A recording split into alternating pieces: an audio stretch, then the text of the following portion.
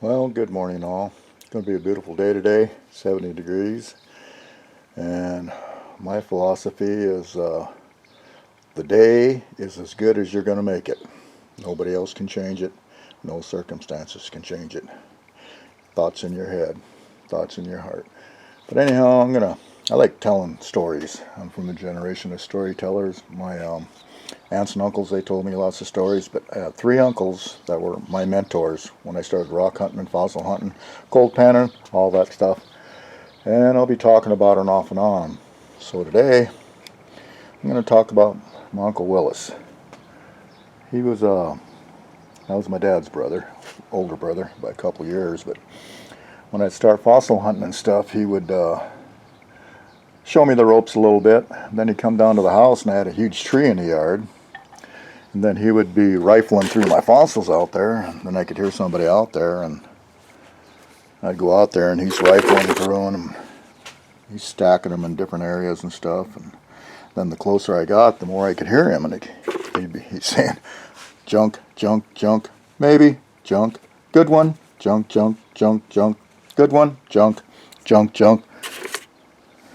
And then he'd stop, and then he'd look at me and say, well, getting better. And then he'd just leave, head home. I thought, wow, that's kind of curious. But I didn't know that he was stopping there right after work, and he was doing that.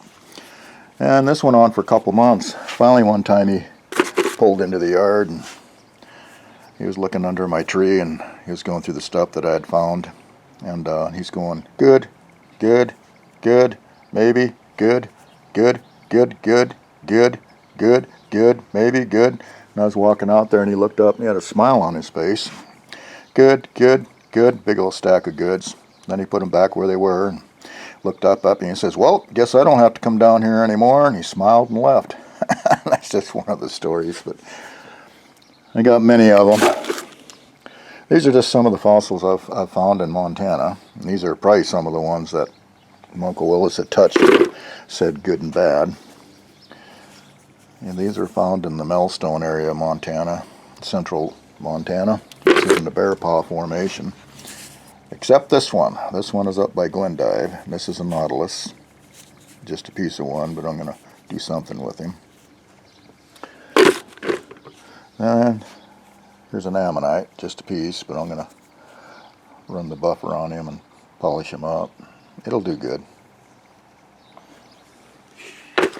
Then look at the sutures on that busted baculite. That's why I love baculites. Baculite's probably my favorite fossil I like to collect. And there's another shell. This one's pretty good for shells around that area. Most of them are incomplete. I don't know if we can do anything with him or not. There's some ammonite on it. I might work that a little bit. And this guy here shouldn't be in there, but it is a fossil, and this is fossils I found on the coast of Oregon. Lots of fossil beds there, so I usually pick up a nodule and bring it home, work it a little bit.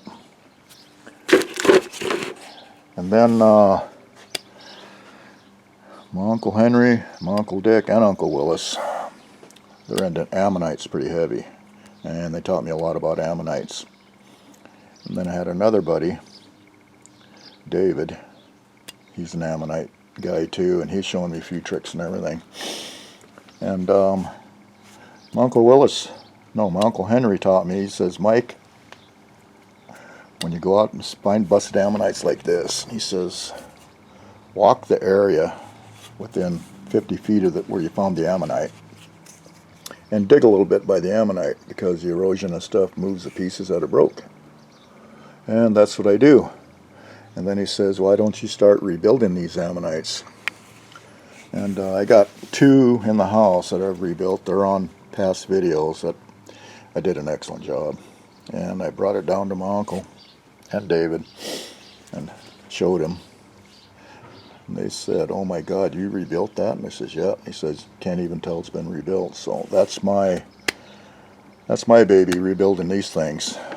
And it takes time. And I need a spot in my shop here to where I can just sit these down and just work with them. And the reason this one is here is this one here I found. and it was broken in pieces. This is the only two, and then the big outer shell. And what I'm going to do, I'm not going to rebuild the whole thing. I'm just going to rebuild the inner core. I ain't got far to go either. Got from here down to here to rebuild it. Here's another piece. That one goes, I had it figured out. Let's see, get the camera. This is my new camera, boy, so it's going to go in something like that. I had it figured out, so I only need the piece that curls around that way. So I kind of like to keep him together. I'll put him in a stack. And there's all kinds of fossils and stuff in here. I haven't even looked through them, but some of the baculites I find.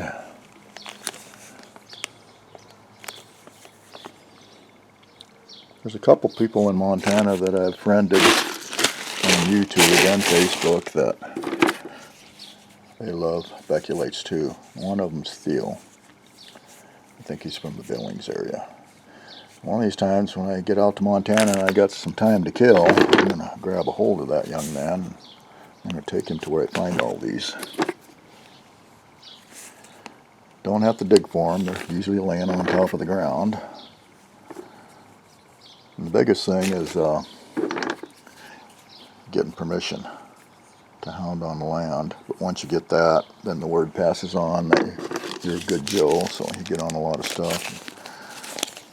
A lot of it's got Ammonite on it. There's all different sizes. I've got them down to thumbnail size. And Uncle Henry always told me, pick all your fossils up, take them all home.